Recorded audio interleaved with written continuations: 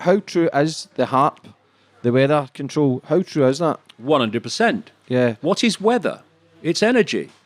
What is the weather? It's electromagnetic information So fields. there's something out there that controls the weather. The HAARP, is it a HAARP system, the HAARP effect? Well, the HAARP in Alaska is one of them. They're called ionosphere heaters, but there's many of them now.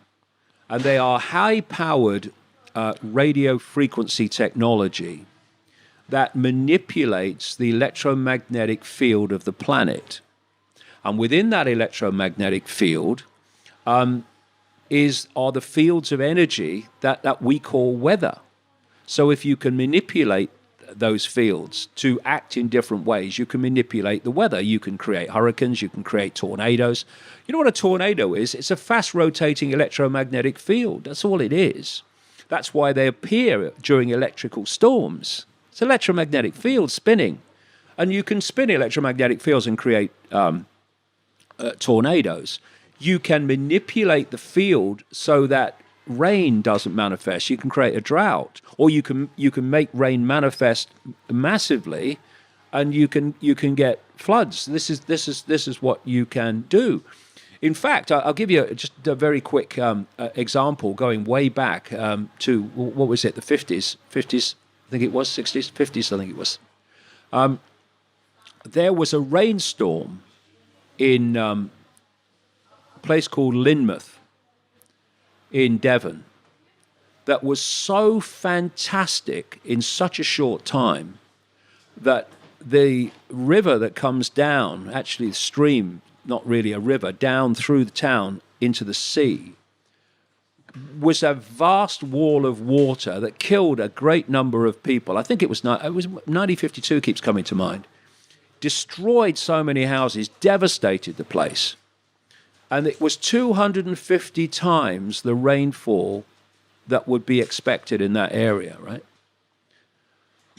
All these years later, decades and decades later, BBC Radio, to be fair, they don't do many good investigations, but this was one. They did an investigation program that established that the RAF had flown over that area just before, and they'd sent out chemicals into the clouds that stimulated rain. It was an experiment. So that's chemtrails? Well, that's chemtrails, which are, of course, they come out the back of planes, and not contrails because they disappear because they're based on condensation and heat. Chemtrails come out of the plane and don't disappear. They just pan out and eventually fall to Earth. Well, they're full of lots of things. And yes, they are indirectly affecting the weather and affecting many other things. My last book was called Everything You Need to Know and have never been told, and it goes into some of this in detail that we're talking about now and all the other stuff we talked about. But manipulating the weather is very straightforward these days through technology. But remember, I said they manipulate the weather by manipulating electromagnetic fields that dictate the weather. The body, the brain, is an expression of electromagnetic fields and electrical circuits.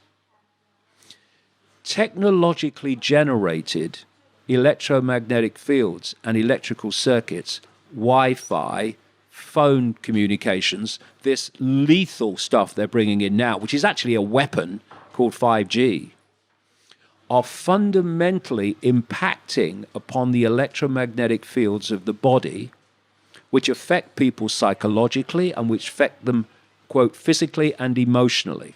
It's why you get so many people who are close to these towers that suffer from depression.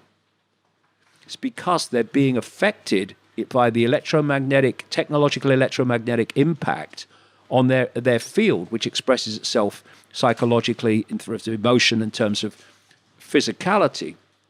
And the body's electromagnetic fields, when they're in a balanced, harmonious state, equal physical health, a lack of dis-ease, disharmony.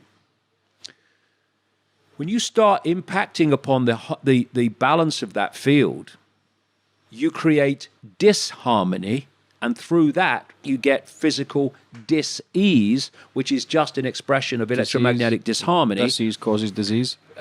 This is why people that work or live close to these sources of electromagnetic energy, be they phone towers or whatever, are so they get cancers that are very rare in the population because they have certain effects that go on.